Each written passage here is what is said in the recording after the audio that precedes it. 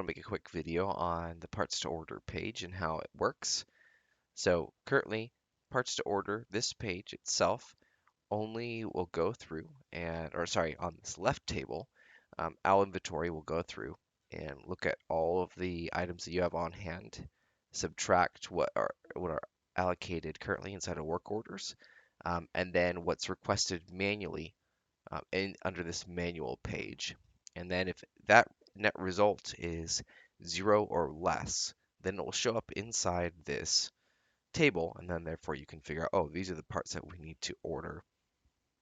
And for this manually requested section here, you can delete these requests, which these ones seem kind of old, so they might need to be deleted. So you can just click on this X here, and it'll delete that from there. But in order to add it, there's like, it's like, oh, maybe there's an add button here or something. There's really not. Well, the way you add items to this manually requested table is that you actually go back into the inventory and you add items to the cart. Let's go here, add a few parts. Now you go to your cart, and once you're inside here, we'll remove this. But then what you do is you add notes here. You can say needed for future future order, and then you hit request. And when you hit request there, then it'll send it to the parts to order. So we'll go back to parts to order.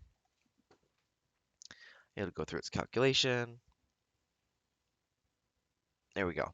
Now you can see that I added these parts, those quantities with this description, and then now that's calculated inside this this cumulative table here. So if I search for this part here, as you can see under this column, and that's what you wanted to do, Angela, is add a, or rather make that header stick. So when you scroll, you know exactly what you're looking at. But this, if we scroll up, is under the manual section here. So yeah, that's how you add things to manually requested items. And then this button here is just a download for this entire table here. So you can click on this and it'll churn through and eventually download the CSV or like an Excel sheet essentially, for all of these items. So, all right, we'll add that and then I'll send this to you as soon as I can. Thanks. See you guys.